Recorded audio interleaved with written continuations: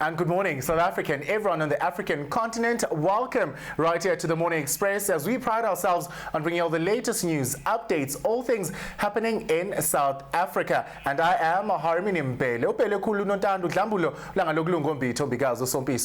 And today is really going to be a monumental day in South Africa and throughout the African continent and throughout the world, because news always are happening and you need to be updated all the time. And you can obviously watch us on Starsat channel 500 as we stream also live on Facebook. We are Galaxy Universal Network. And let us take a look at our headlines. South Africa's latest COVID-19 statistics brought to you courtesy of Galaxy Universal Network. And Minister Dlamini Zuma explains reasons behind the extension of the lockdown. And Department of Home Affairs to scale down the service that is being offered at their offices. And dozens strategy at the Limpopo border post and why everything is actually happening within our African borders in South Africa at this point. And we take a look at our first story making headlines this morning. And the latest statistics from the Health Ministry shows that South Africa now has over 1.2 million positively identified COVID-19 cases. And the report shows that with over 7.2 tests conducted, 50,761 which were conducted since the last report. There are 13,505 cases that have been reported, and the recovery rate is 1,019,123, which also represents a health recovery rate percentage of 61%. And unfortunately, there were 755 deaths reported, and majority of which were reported in Gauteng, KZN, the Eastern Cape, and the Western Cape, bringing the total number to 34,334 deaths in the country. And Gauteng, which has also reported over 300,000 cases, followed by KwaZulu-Natal province and the Western Cape. And also, as we continue to battle against the deadly virus, let's listen to a message from the Chris Hani Baragwanath Hospital, Themba Maduna, speaking on the matter.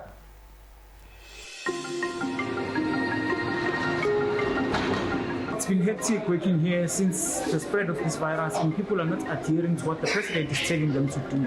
If they could follow the protocols of the president and wear their mask, keep a social distance of 1.5 meters from them and the next person, we could stop the spread of this virus and we could easily curb it to have a better way of fighting this virus. Because the more they keep on pushing to what the president is saying, less infections for the people. But if they keep on doing what they are told, it will be much easier for us in the hospitals to do our work.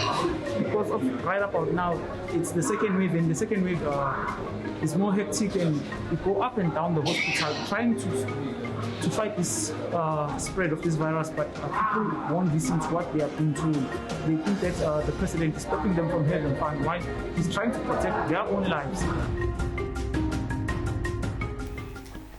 And Cooperative Governance and Traditional Affairs Minister Nkosazana Dlamini Zuma on Tuesday said a sharp rise in coronavirus cases and deaths was the reason why government decided to ban all social, political, traditional and religious gatherings in South Africa. And she made the remarks earlier during a briefing by medias of the National Command Council. On Monday night, President Cyril Ramaphosa announced that the country would remain on adjusted level 3 of the lockdown. The alcohol ban remains and the land borders would be closed until the 15th of February. And on Wednesday at a media briefing alongside Aaron Motsoaledi, Minister Dlamini Zuma said only funerals were permitted in restricted forms under the current lockdown level. And after tears and night vigilance will also remain barred in South Africa. And the minister said that banning of other public engagements, including religious, political and traditional gatherings, was brought on by the sudden increase in cases and deaths linked to COVID-19.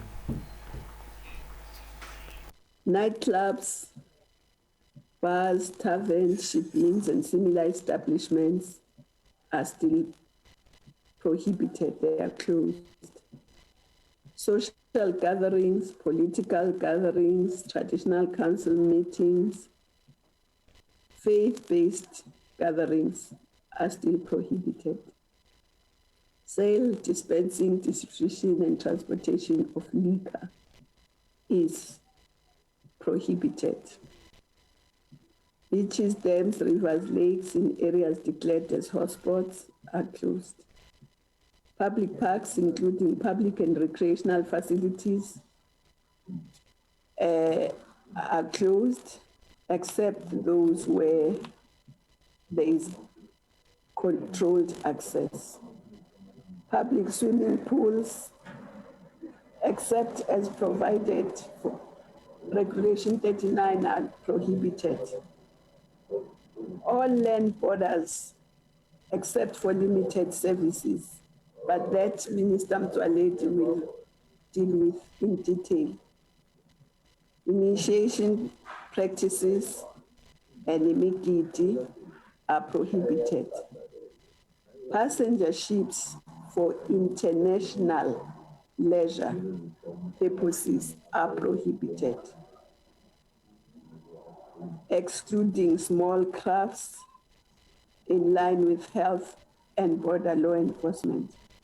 Attendance of any sporting event by spectators is prohibited. I thank to the networks for allowing us to do this work. The regulations that were gazetted are, to some extent, not very different from the ones we have. But let me just say that if we start by looking at the movement of people is allowed because people have to go to work, backwards and forwards to work. But it is curtailed between 2100 hours, which is 9 p.m., and 5 in the morning. In the previous regulations, it was from 2100 hours to 6 in the morning. But because people have to go to work, and we know that people travel early, that's why it has been moved back to 5 in the morning. But we are also aware that there are people who would still need to start even earlier, and some people who may finish later.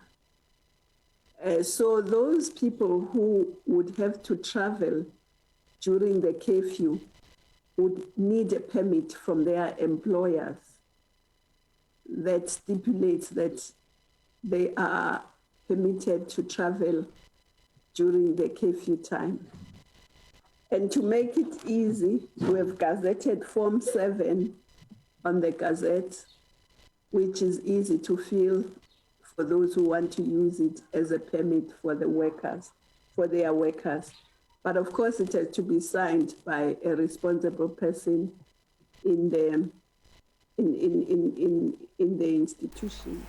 And the government has suspended civil marriages at all major Home Affairs offices, including the application of new IDs and passports, until February the 15th, while the country battles surging COVID-19 infections. And this was revealed by Home Affairs Minister Aaron Motsoaledi on Tuesday during a media briefing following President Cyril Ramaphosa's decision to extend the adjusted Level 3 lockdown until next month. And this is due to the surge of infections and deaths. So, taking all these factors into consideration, the Department of Home Affairs has decided to temporarily suspend certain activities and certain services. This is very unfortunate, but we are forced by circumstances. And in choosing which services to suspend temporarily, we're guided by some form of statistics that of all the people who visit Home Affairs Department daily, 29% are people who visit to come and collect smart IDs.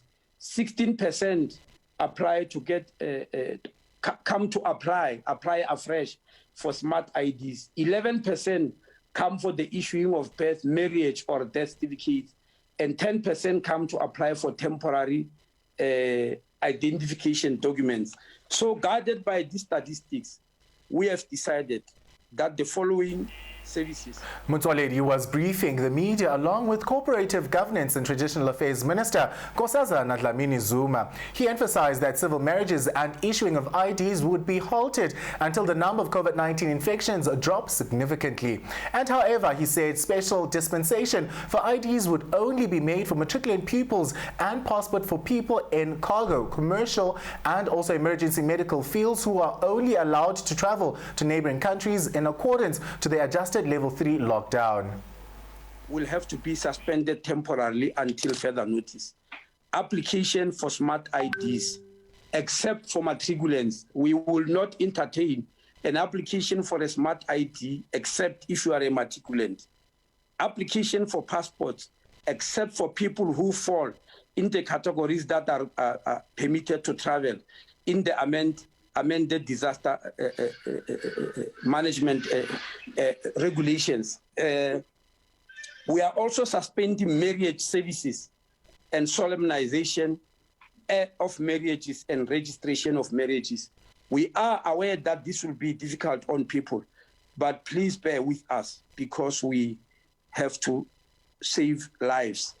And for collection of IDs, please don't come to Home Affairs offices to collect an ID unless you are specifically invited via an SMS. And I'm repeating, if you did not receive an SMS from Home Affairs that you can visit the office to collect your ID, please don't come because that ID won't be issued to you. We are trying our best to reduce the numbers, but we have also decided to change some of the modalities in which Home Affairs offices. Home Affairs Minister Aaron Motsoaledi on Monday said anyone who needed to leave the country through land borders would need permission to do so. And it was President Cyril Ramaphosa who first announced the closure of all 20 borders on Monday night with expectations. And also Motsoaledi said this will include cargo, emergency medical treatment within the country, and learners from neighboring countries would attend school in our country but sleep in their respective countries. And also continuing with our stories right here on the Morning Express, there's a lot happening within our country at this point, really knowing the surge of the second pandemic that has broken out in South Africa. The variant of COVID-19 is really hard-hitting and putting a lot of strain on our medical frontline workers. What is your comment? Engage with us on our various social media platforms. We are gun_TV_ on Twitter, and on Facebook, where majority of you guys are watching us. Good morning. We are Galaxy Universal Network. And as we continue with our stories, thousands of travelers on Tuesday waited at the Limpopo border between Mozambique and South Africa as it remains closed for arrivals following the announcement for few regulations by President Cyril Ramaphosa. A video showing travelers from Mozambique coming into South Africa stuck in a gridlock of 12 kilometers long for up to 5 days without food, clean water, and any facilities that is absolutely be able to hold them till this far.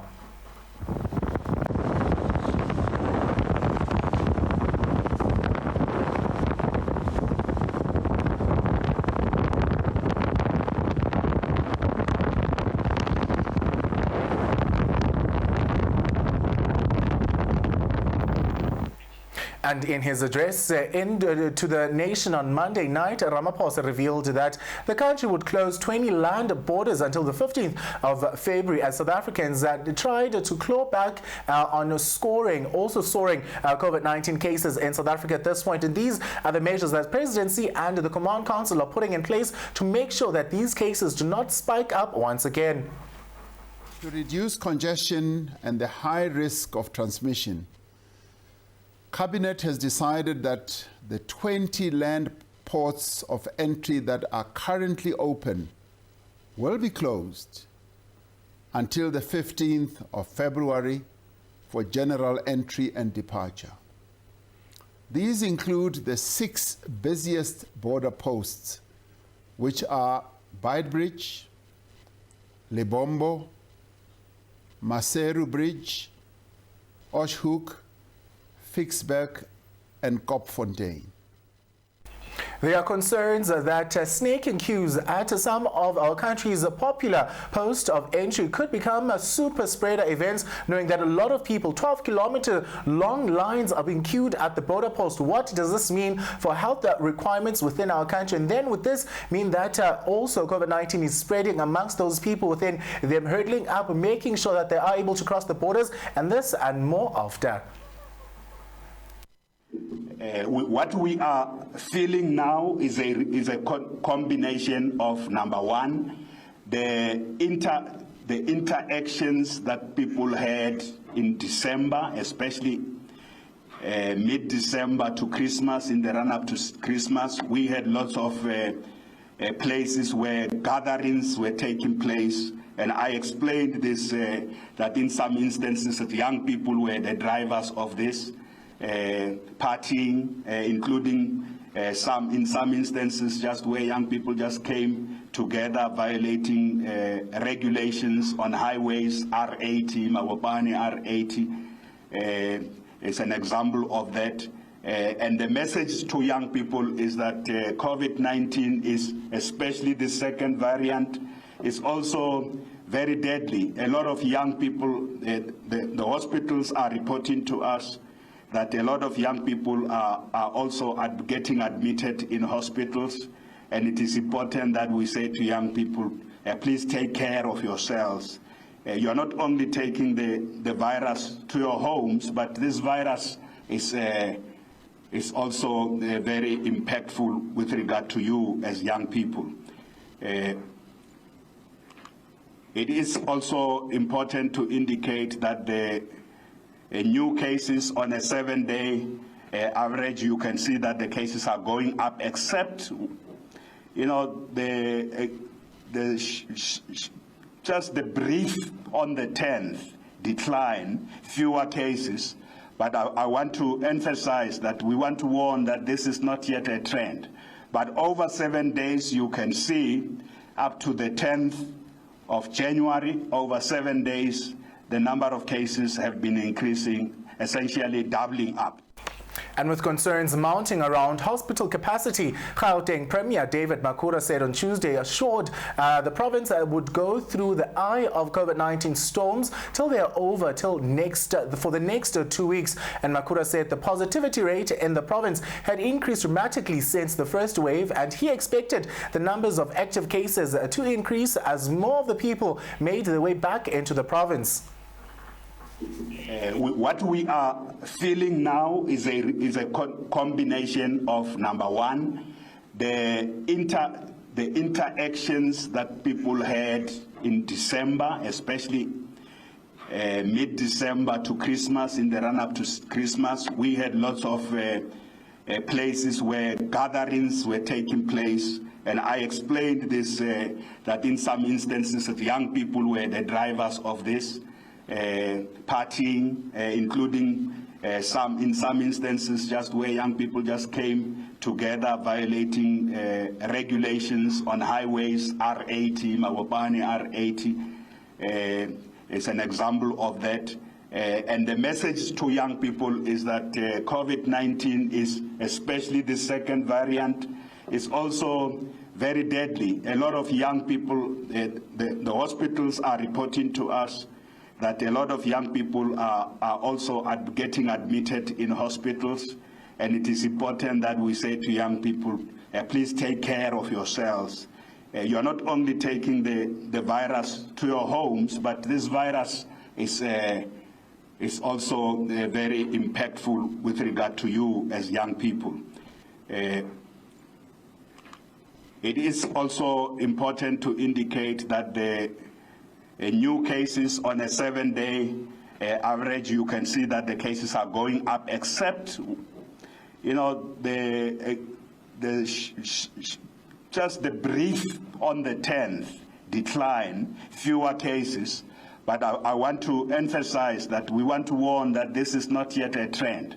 But over 7 days, you can see up to the 10th of January, over 7 days, the number of cases have been increasing, essentially doubling up. And Gauteng has been identified as one of the country's hotspots and accounts for more than 50,000 people who are still battling with the virus.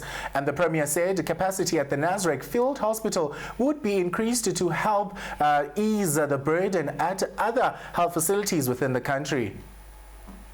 It's also increasing as we upscale testing as well as isolation.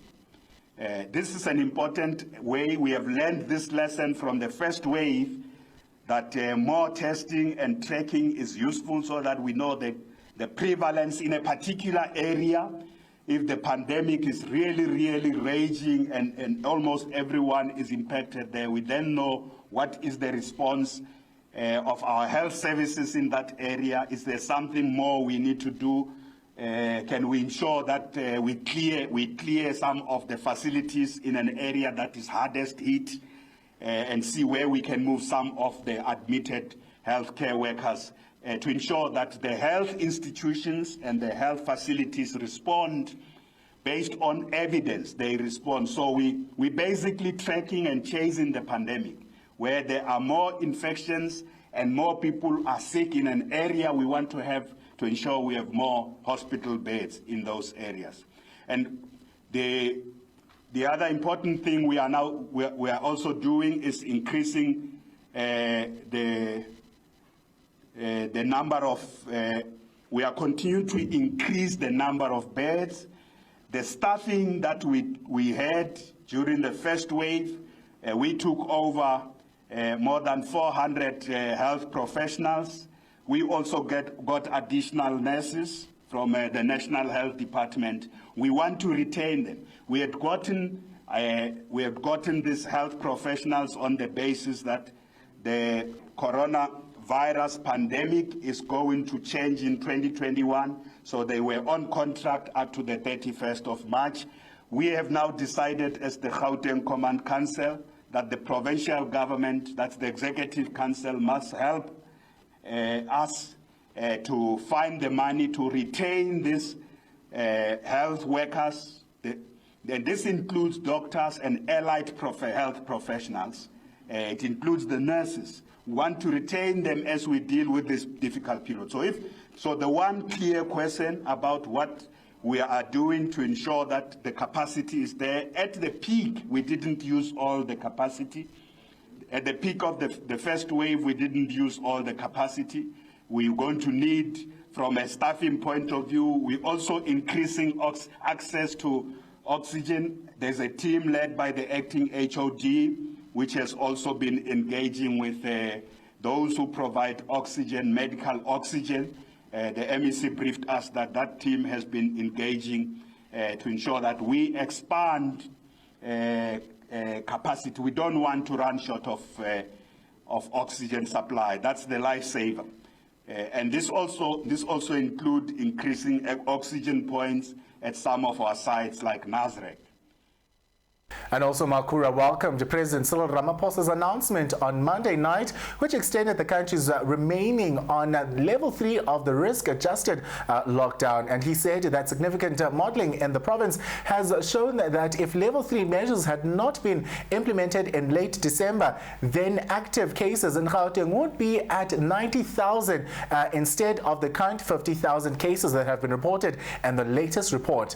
And the Premier, who commended law enforcement officers for maintaining the law in times they could, and also touched on topics including high levels of crime and gender-based violence. And that's we're talking here from the start of the festive season, even up to when level 3 was introduced. So a 50% decline in crime as a result of the effective work of our law enforcement agencies and their visibility. But there are areas of crimes where crimes have increased. The trio crimes, essentially robbery, housebreaking, those type of crimes increase usually during the festive season. Those have remained stubborn. Cash in transit heists also have stubbornly remained, whereas other types of crimes have declined. But I must also say, with great deal of concern, gender-based violence, even in the period of high intensity of law enforcement, gender-based violence has has stubbornly remained a great deal of concern, has not decreased, because this takes place in homes. So this is something that we'll continue to pay attention to. The alcohol restrictions have reduced the number of people admitted. We are repeating this story. The number of people admitted in trauma wards has drastically been reduced. And that was the first edition of News right here on Morning Express. Stay tuned for more updates, all things happening within our country, throughout the African continent and throughout the world. We'll be back after this.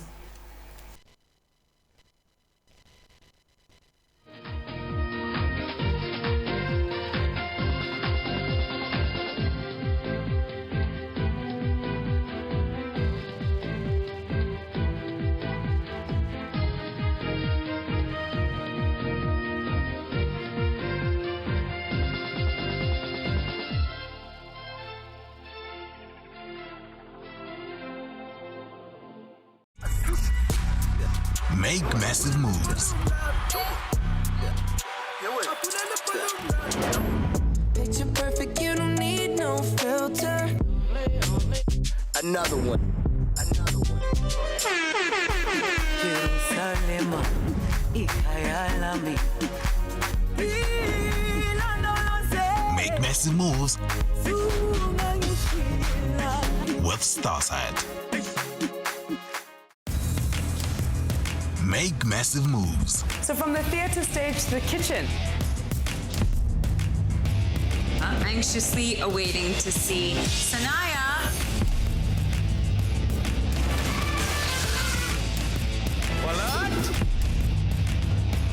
What else is this if not love?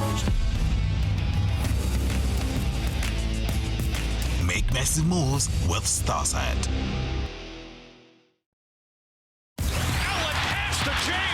Make massive moves.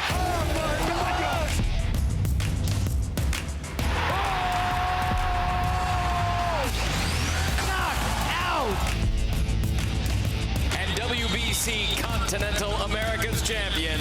That was delightful. Make massive moves with Starsat.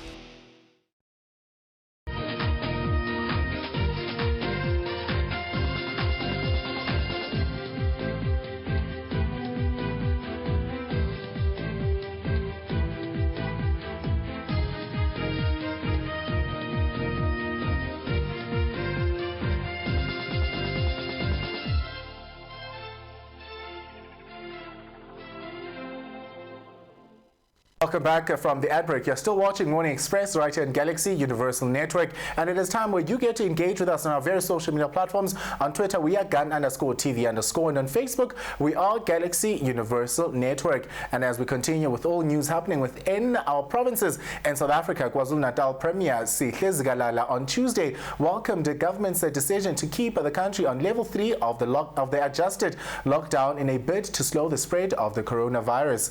And the province still has the highest number of active cases in the country at over 93,000. And Zikalala has blamed the exponential increase in COVID-19 cases in KwaZulu-Natal on complacency and poor adherence to COVID-19 and the regulations that have been put in place. And on a different note, the Premier had also said that the DBE in KwaZulu-Natal has committed to ensuring that every marking center adheres to COVID-19 protocol in order to create conducive and safe spaces for markers to carry out their duties. And Zikalala, the KZN MEC Kwazim Shengu, had visited a marking center in Umlazi district, and where he made these remarks.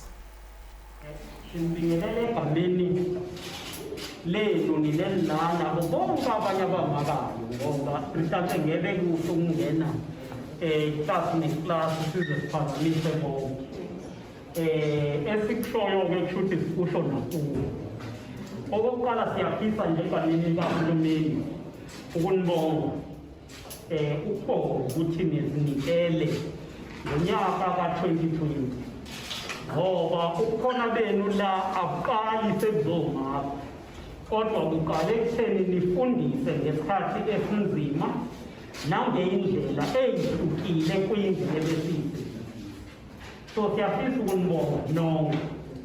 Okwesibili sinibonge nina eniyi-team yalaba abamakayo aba-close to 8,708 abamaka iKwaZulu-Natal yonke.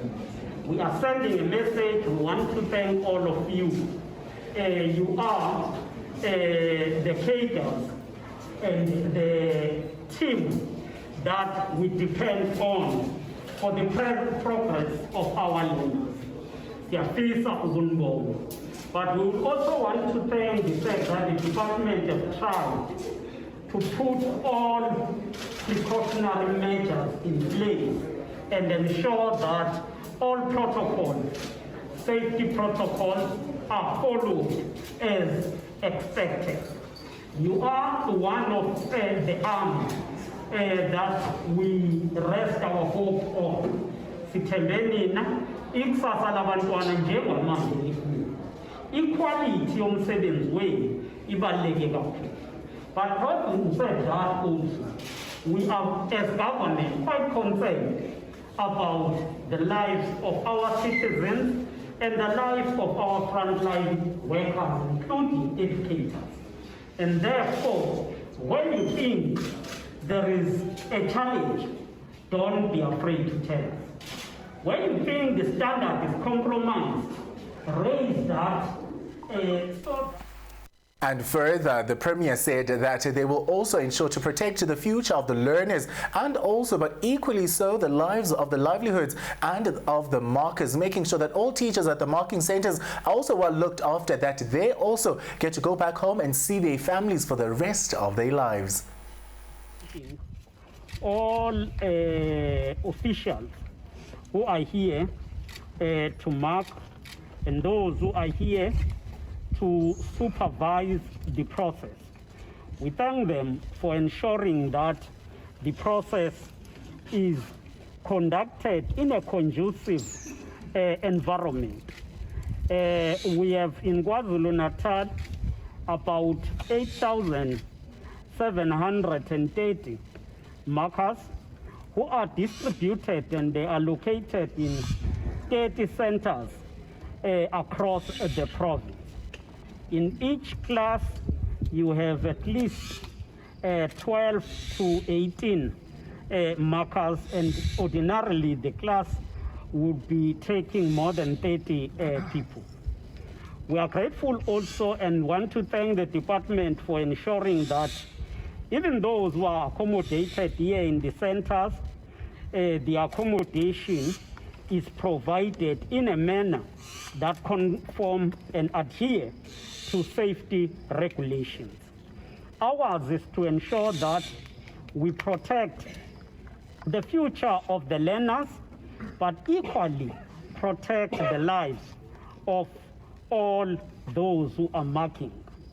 We know that initially, as I have said, there were 8,730 who were registered or enrolled to mark, and about 110 withdrew, but they were all replaced.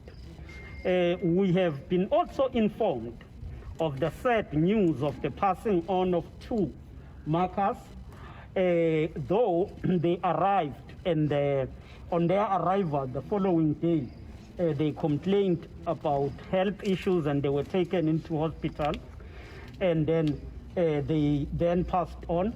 We send our condolences to their families, because we have to take that responsibility, because they had arrived in the marking center. Whether they left home sick or not, for us. And Gauteng police spokesperson Brigadier Matapelo Peters said an off-duty police officer was found under the influence of alcohol in Dukomstress on Friday. And a criminal case has been opened against the Gauteng police officer after he was allegedly posted drunk across every social media platforms and was found under the influence of alcohol on the side of the road this past weekend. And in several videos doing rounds on social media, the Randfontein police officer is caught on camera passed out on the side of the road. Policeman, kijk nog hij, kijk bitch. Nee that is very unacceptable. Zeta ka tukis guru. This Starsat is strong, this Starsat. A policeman. Police. In front of the police station. No, man. Without a mask. Bekit kayle waar jy vandag. And community members had gathered around the alleged drunk officer who actually can be heard saying that a police officer, look at his badge, and this is very unacceptable, in front of the police station without a mask. Police Minister Begikele, where are you today? And that is the deepest question that we get to ask right here. And in a second video shared online, the police officer is awake and seated behind a public bench and struggling to speak. And Peter said internal processes in accordance with the police service discipline regulations were underway to make sure that everyone is being put under strict rules and regulations. And Provincial Police Commissioner Lieutenant General Ellis Mawela described the officer's conduct as improper, disgraceful and unacceptable. Begikele Masikyo. Look what your people are doing. Look at your people. Your police that you hire. Yeah, and you want to lock the people up. You want to lock the community people up, but look at your people. But look at your people. What do I say if you don't wear? Look at him. Look at the policeman. Kom eens gaan anda. Zie je sergeant komt vat toch jullie? Sergeant stout. Sergeant Ik was toch nooit zo dronken. Bra.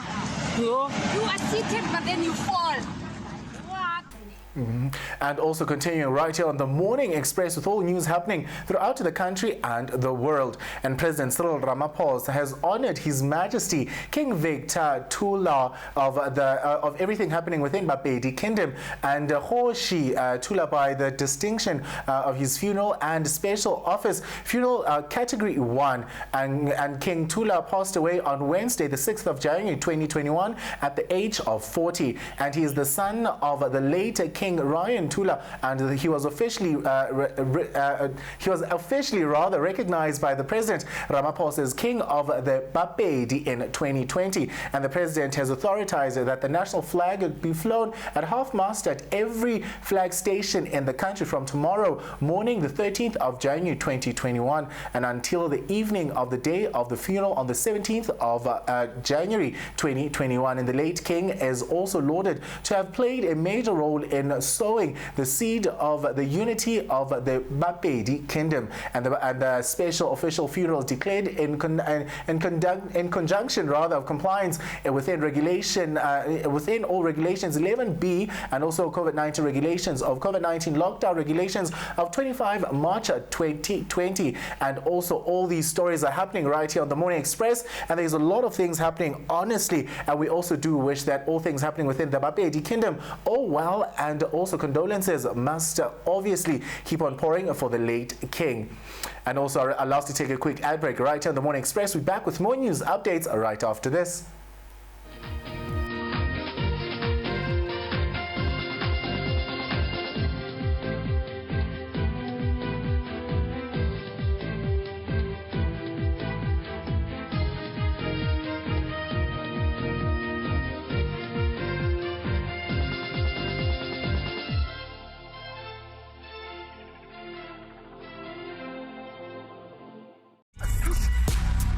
Make massive moves. Picture perfect, you don't need no filter. Another one.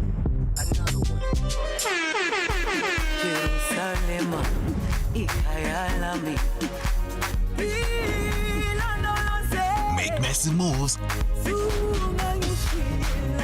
with Starsat. Make massive moves. So from the theater stage to the kitchen. I'm anxiously awaiting to see Sanaya.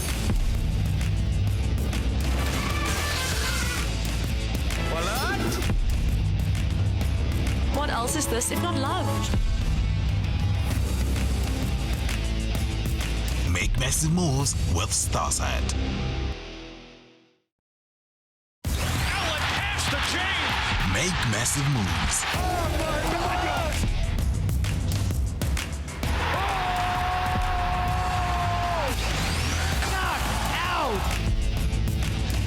And WBC Continental America's champion. That was delightful. Make massive moves with Starsat. Make massive moves. Isn't that your daughter's bib? But the truth is, I feel like Arabella's always with me. Don't you ever forget this man's face. He killed your brother. Don't shoot! Please don't shoot! Don't shoot! Make massive moves with Starsat.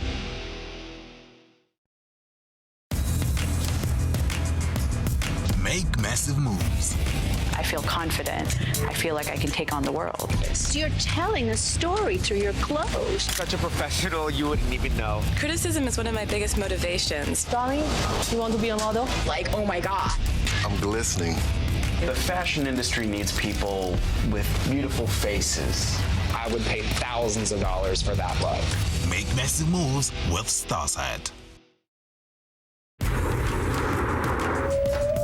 Make massive moves. The space race has already started.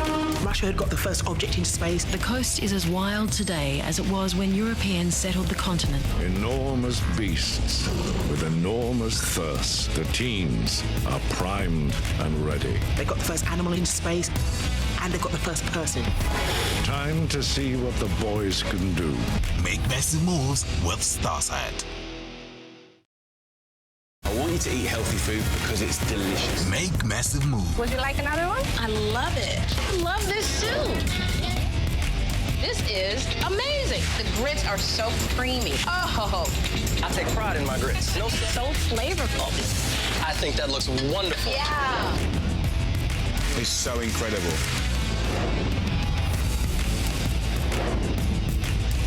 Make massive moves with Starsat.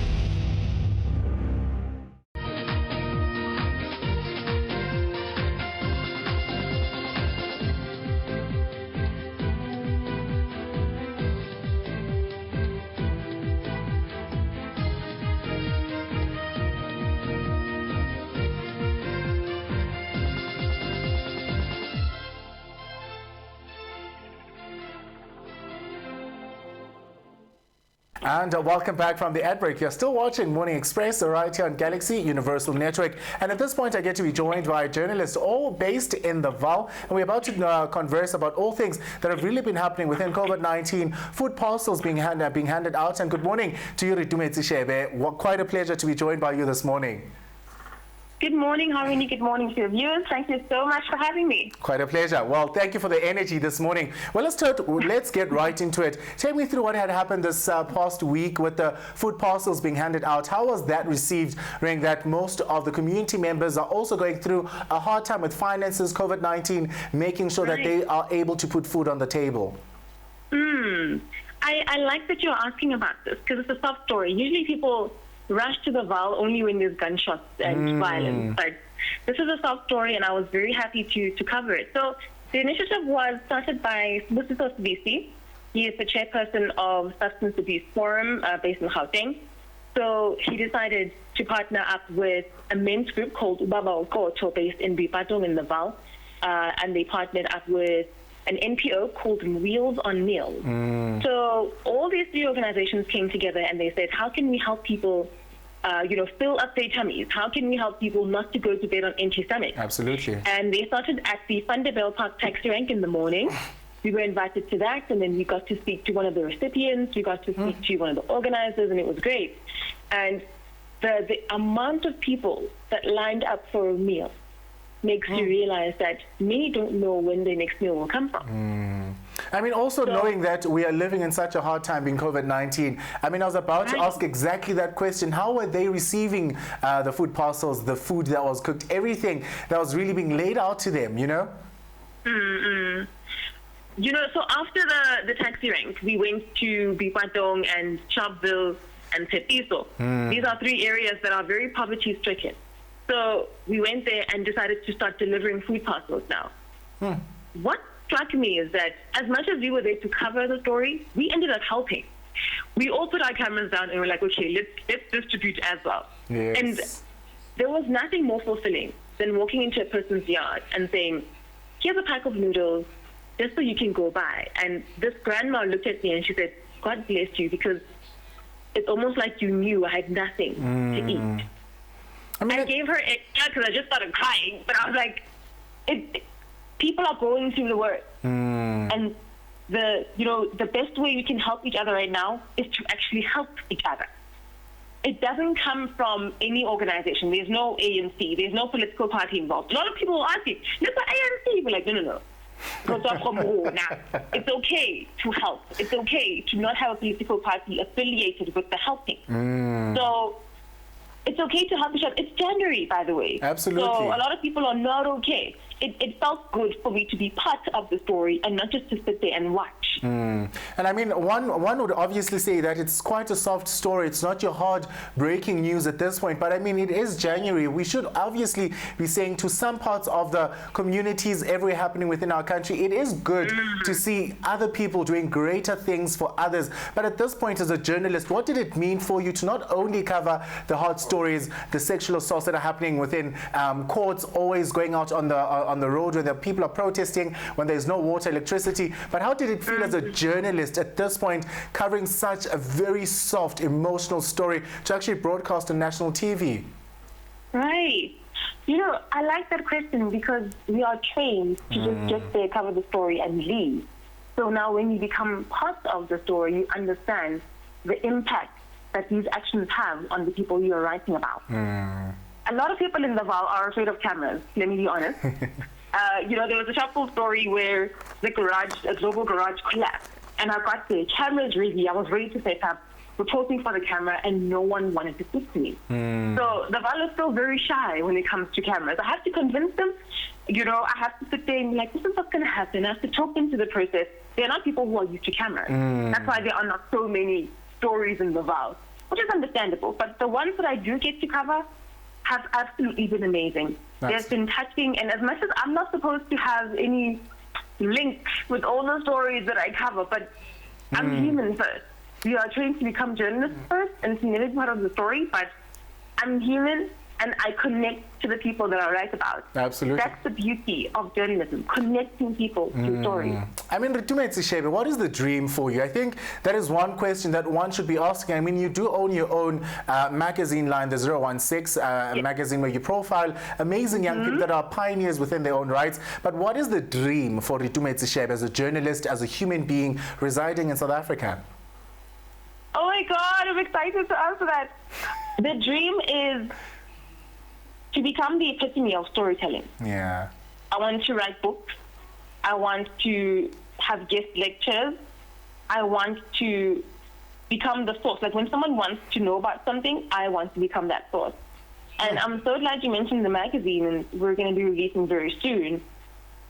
It's amazing the talent that's in the Val. It's amazing the talent that no one knows about. And that's exactly what I aim to do. I think as a lot of young people, we don't, like millennials, we don't have enough encouragement, we don't have enough support, because our generation is seen as lazy. But no one sees the work we do. No one sees how hard we work. Yeah. All you do is sit there on your laptop and people think you're not even working, but we work the hardest. And this year, I'm going to be mentoring a group of girls who are a bunch of authors that I'm very excited about. So we're going to be working on publishing their books, getting them known, getting them interviews, training them on media training, first of all, how to answer journalists.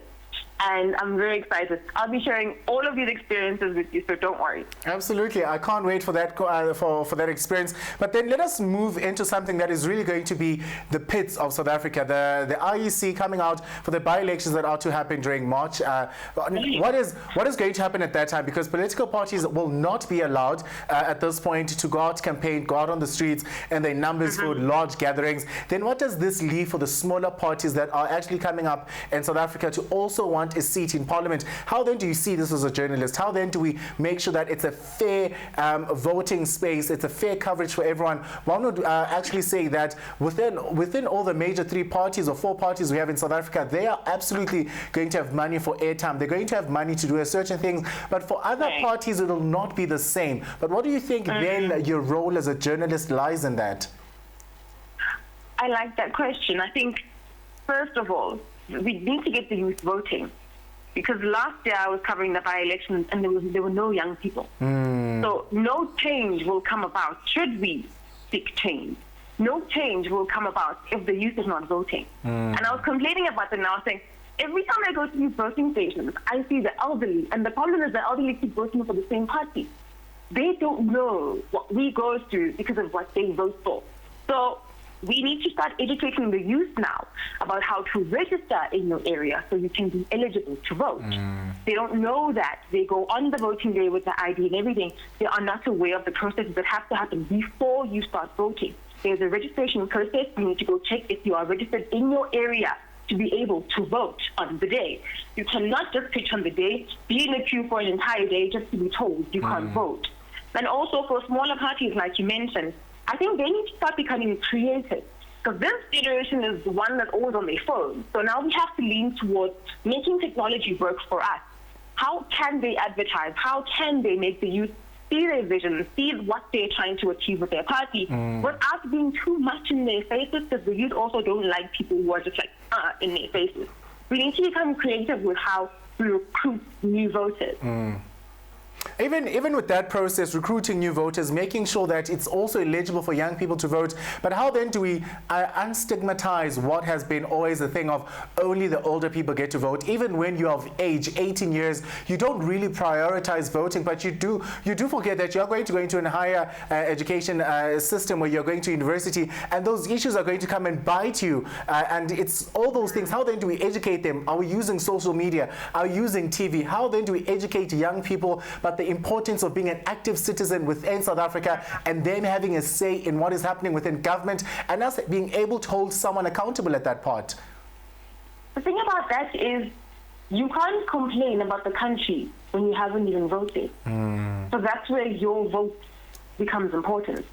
You can't post on social media about how unhappy you are with the current ruling party if you didn't even bother to go register to vote. So that's how we can sort of inform the youth in saying, you honestly cannot complain about service delivery, all these things that are happening in the country, if you have not played an active role in making sure you become part of the change. And I think becoming part of the change is a big one. And how then do we continue about that is really making sure that we do educate and teach our young people the importance of being an active citizen in South Africa. And that role is very important to really take note of. But REITUMETSI SHEBE, thank you very much for joining me right here on the Morning Express. Thank you so much for having me. Have a lovely day. Absolutely. Thank you. Well, once again, South Africa, this is absolutely where we pride ourselves on making sure that we connect with every individual from every part of this world universe, particularly in South Africa, making sure that we document, give you all the latest stories, soft, hard. We make sure that you do know what is happening within the country. And as we take a look at our international news, the U.S. Justice Department has opened criminal investigations on more than 170 individuals for their involvement in the riot at the U.S. Capitol by President Donald Trump supporters, and investigators aim to charge people with assault and also making sure that the conspiracy that has been conducted to make sure that the capital city of Washington, D.C. has been rioted.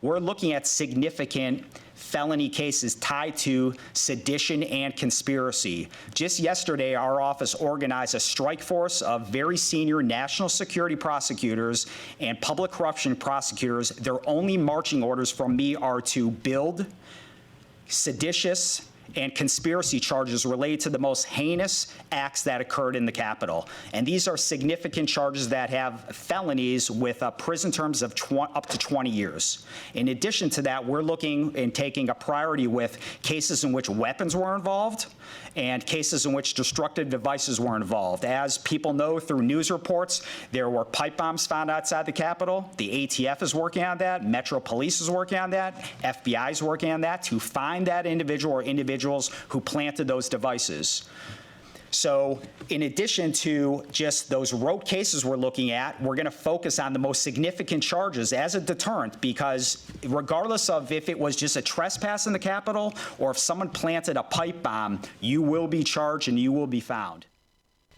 Also said 70 criminals cases have been filed to date, and also adding that they will spare no effort to bring to justice all those who committed lawless and violence acts of any kind, including against members of the media. And on January the 6th, a group of Trump supporters stormed the U.S. Capitol building, clashing with police officers, damaging property, seizing the inauguration stage, and occupying the roundabout of the unrest took place after Trump urged supporters to protest what he claimed is a stolen election.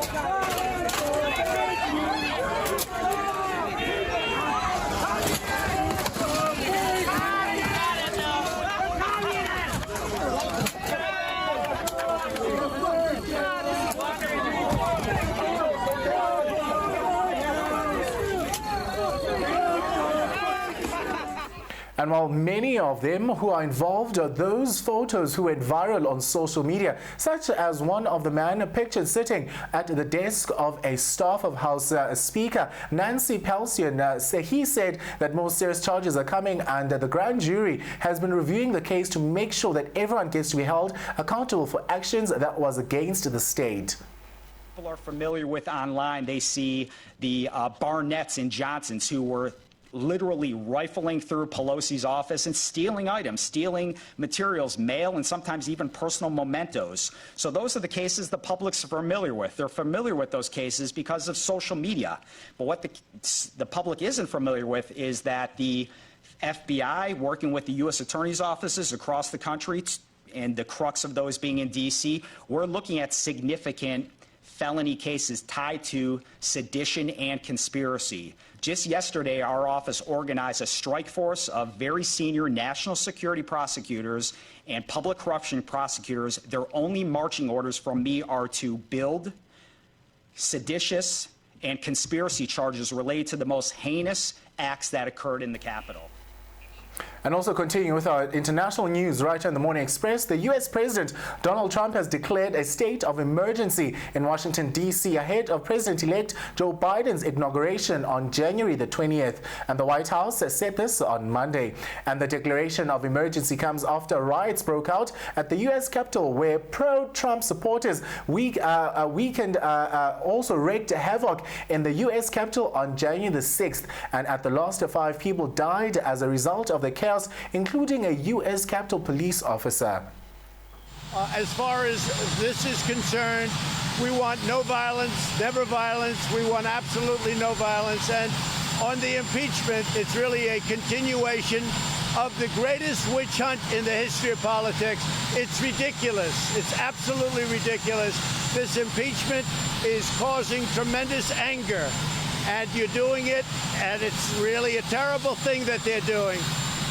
For Nancy Pelosi and Chuck Schumer to continue on this path, I think it's causing tremendous danger to our country, and it's causing tremendous anger. I want no violence. Thank you very much. Thank you, everybody.